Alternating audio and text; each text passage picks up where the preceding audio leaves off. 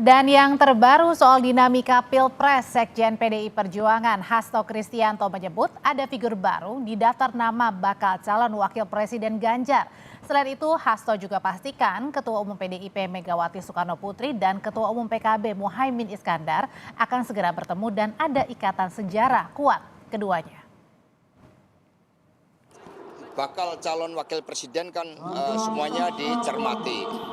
Ada figur-figur baru yang juga sudah muncul dan 10 nama yang disampaikan oleh Ibu Megawati Soekarno Putri itu terus-menerus dicermati, dilihat, dipertimbangkan mana yang paling cocok untuk mendampingi Pak Ganjar Pranowo. Jadi Ibu Mega ini dalam sejarahnya ini kan ikut mendirikan PKB. Jadi hubungan antara Ibu Mega dan Gus Muhaimin Iskandar ini udah hubungan sangat baik, sejarahnya sangat kuat, sehingga komunikasi juga dijalankan intens ya melalui Mbak Puan, melalui kami dari DP Partai, sehingga akan ada momentum yang tepat nantinya untuk mengerucutkan bersama-sama di dalam kerjasama partai politik terkait dengan pemilu 2024. Waktu dekatnya adalah puncak peringatan bulan Bung Karno. Apakah benar ada kejutan nama bakal calon wakil presiden Ganjar Pranowo dan benarkah rencana pertemuan Ketua Umum PKB Muhaimin Iskandar dan Ketua Umum PDIP Megawati Soekarno Putri jadi sinyal kawan baru merapat ke PDIP? Kita bahas sore ini bersama Burhanuddin Muhtadi, Direktur Eksekutif Indikator Politik Indonesia, dan Deddy Sitorus, Sekretaris Tim Koordinasi Relawan Pemenangan untuk Ganjar Pranowo. Sore Bapak-Bapak. Sore Mbak Audrey, Bang Burhan. Sore Bang Deddy. Bang Deddy, jadi tadi kan disebutkan oleh Mbak Puan nih, sejumlah bakal cawapres Pak Ganjar akan diundang besok, bahkan katanya ada juga nama-nama yang tidak pernah disebutkan sebelumnya. Cluenya jadi siapa sih baca cawapres yang besok akan hadir? Situ nanya. Nanya Bang. Ya? Siapa Bang? Kita lihat Bang? Besok lah. Kalau dikasih tahu sekarang kan nggak menarik. Kita lihat besok saja. Sabarlah. Tinggal berapa jam lagi kan ketahuan besok siapa aja kira-kira gitu loh. Ya, tapi cluenya ini sebenarnya di antara orang-orang atau parpol-parpol yang sudah ketemu dengan Bu Mega kah? Tapi yang belum disebutkan namanya oleh 10 itu? Nah itu apa namanya yang saya tahu ada sekitar 5 partai yang besok diundang untuk hadir. Siapa aja Bang? Ini lagi lah, kasih tahu nggak ya? Siapa Bang? Kan ada PSI diundang karena sudah. Ya, yang saya tahu ya kemungkinan besar. Perindo maksudnya. Ya, karena ini nanti biar kalau mau kepastian kan harus tanya Pak Sekjen ya. Yang saya dengar itu kira-kira seperti Golkar, PKB, PAN, P3 dan Hanura beserta Perindo kalau nggak salah. Oh itu 5 parpol yang terkonfirmasi akan hadir? Yang saya dengar. Ya, pastinya harus tanya ketua panitia Mbak. Oke, Bang Deddy, tapi kenapa sih Mbak Puan menyebutkan justru bacawa presnya kemungkinan yang akan hadir besok adalah nama-nama yang tidak pernah disebutkan? Apa nih kira-kira pertimbangannya? Iya, karena kemungkinan ada nama yang belum pernah kita dengar, makanya kita harus tunggu besok siapa itu kira-kira yang akan muncul seperti apa, karena saya juga belum sempat komunikasi dengan Ibu Puan.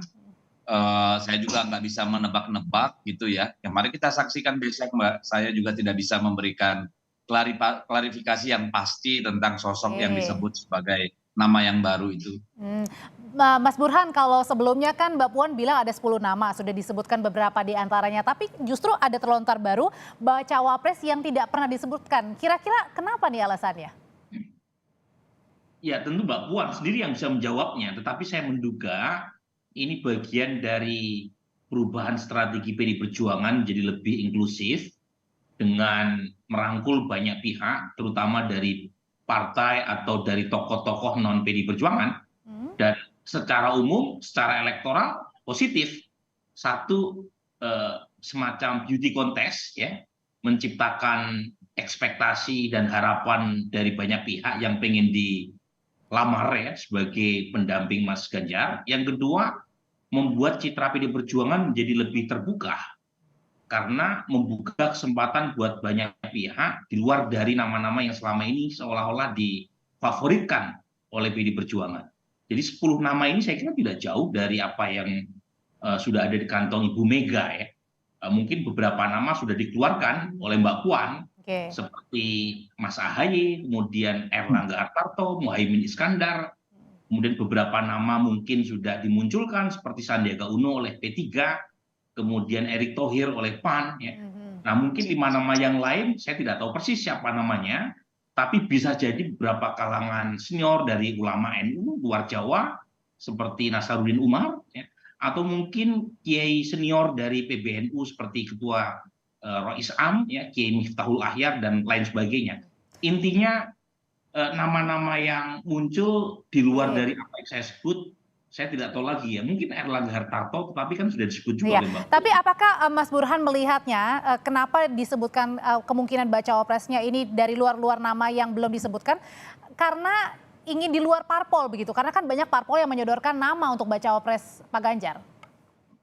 Ya kalau di luar parpol kan artinya Audrey, dari nama-nama yang tadi saya sebut ya harus dikerucutkan lagi, karena Erlangga Hartarto dari Golkar, kemudian Sandiaga Uno dari P3, ya.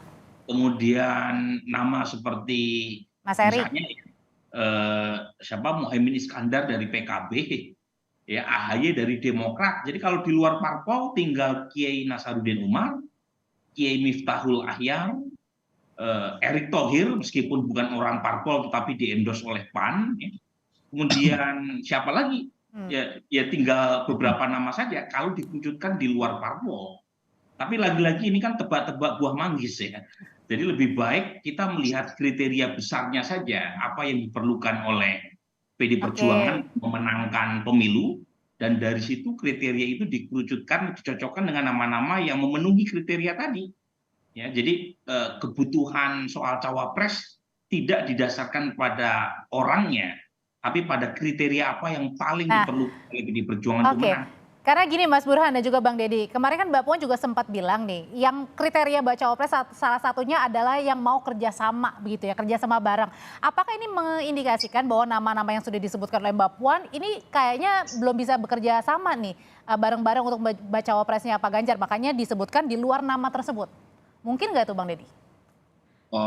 Saya kira nggak sampai ke sana ya, karena kan semua nama-nama yang disebut itu juga kita belum melakukan pembicaraan yang katakanlah pembicaraan yang mendalam atau yang formal gitu ya. Itu kan baru aspirasi dari para kader partai, lalu dari survei, lalu dari tokoh-tokoh, dari partai-partai gitu Mbak. Jadi apakah karena ada nama baru lalu yang sudah disebut itu tidak kerjasama, saya kira bukan di sana. Tapi mungkin Mbak Puan punya partai, punya masukan baru sehingga Mbak Puan menyampaikan bahwa ada nama-nama di luar itu yang mungkin hadir besok di GBK gitu. Bang Deddy? Ya, halo. Oke, silakan Bang Deddy, tadi agak sempat terputus. Silakan Bang. Iya, jadi Mbak Puan menyebutkan bahwa ada yang baru di luar itu kan bukan berarti yang 10 nama itu tidak bisa diajak kerjasama dong, tetapi memang kan belum pernah ada pembicaraan 4 mata, 6 mata, 8 mata dengan nama-nama yang disebut yang 10, dan itu bukan berarti karena disebut ada nama baru di luar yang lama itu berarti yang 10 nggak bisa diajak kerjasama, enggak. Tetapi kan nama-nama yang 10 itu datang dari berbagai sumber ya, dari internal partai, dari tokoh-tokoh, dari partai-partai, dari hasil survei dan sebagainya gitu loh. Nah kalau ada yang baru lagi muncul kan berarti kan ada tambahan, bukan berarti yang. Dan berarti ada pertimbangan untuk kriterianya juga dong Mbak Deddy. Apakah ini juga ada dipertimbangkan misalnya bacawa pres yang nasionalis religius misalnya? Iya itu kan kita sudah sama-sama tahu bahwa Ibu Ketua Umum ya sebagai institusi Ketua Umum Ibu Megawati Soekarno Putri kan selalu punya pakem ya, pola dalam pasangan presiden dan calon wakil presiden gitu. Juga punya pemahaman yang inklusif bahwa negara ini harus dibangun gotong royong dan sebagainya. Tetapi apapun nanti itu kan pasti ada banyak pertimbangan, baik itu pola yang sudah biasa, ideologinya atau katakanlah sikap politiknya, tapi juga dinamika kontestasi politik ya, lalu pihak-pihak yang bersama dengan kita itu nanti kan tentu tidak ada faktor yang sangat determinan gitu. Itu pasti merupakan hasil simbiosis dari berbagai faktor untuk menuju kemenangan itu. Oke, kalau gitu berarti Mas Burhan hitung-hitungannya yang dilihat nih ya sebelum kita lihat besok baca presnya siapa gitu.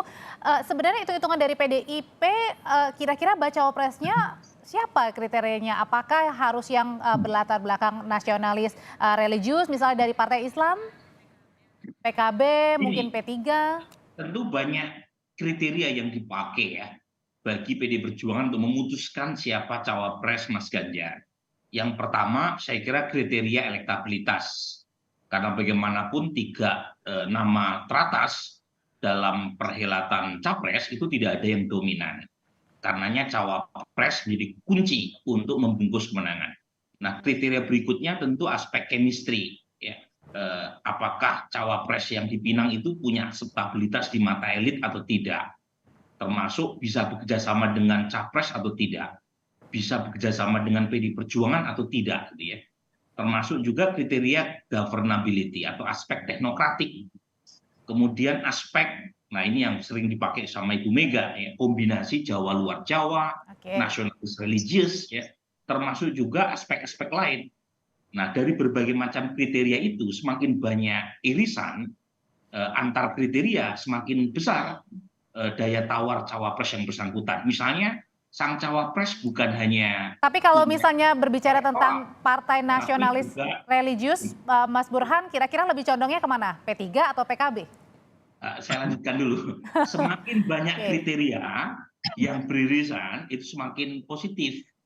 Jadi misalnya kalau jualan Islam dan nasionalis saja tetapi tidak punya daya ungkit elektoral, itu juga secara bargaining position tidak terlalu tinggi, Audrey. Jadi semakin banyak overlapnya, semakin banyak matriks yang mempertemukan satu kriteria dengan kriteria lain, semakin positif. Nah, siapa orangnya? Ya kita tunggu besok. Tapi dugaan saya tidak hanya satu yang datang ya. Karena ada beberapa kalau berarti ya. 1 atau 2 yang diundang, itu juga memperkecil ruang manuver buat PD Perjuangan untuk melirik calon yang lain. Jadi semakin banyak, semakin bagus. Satu, untuk menunjukkan citra PD Perjuangan lebih inklusif. Yang kedua, memberi ekspektasi pada para pendukung cawapres tadi bahwa mereka akan dilirik atau memiliki kesempatan untuk menjadi pendamping Mas Ganjar di perhelatan Pilpres 2024 nanti.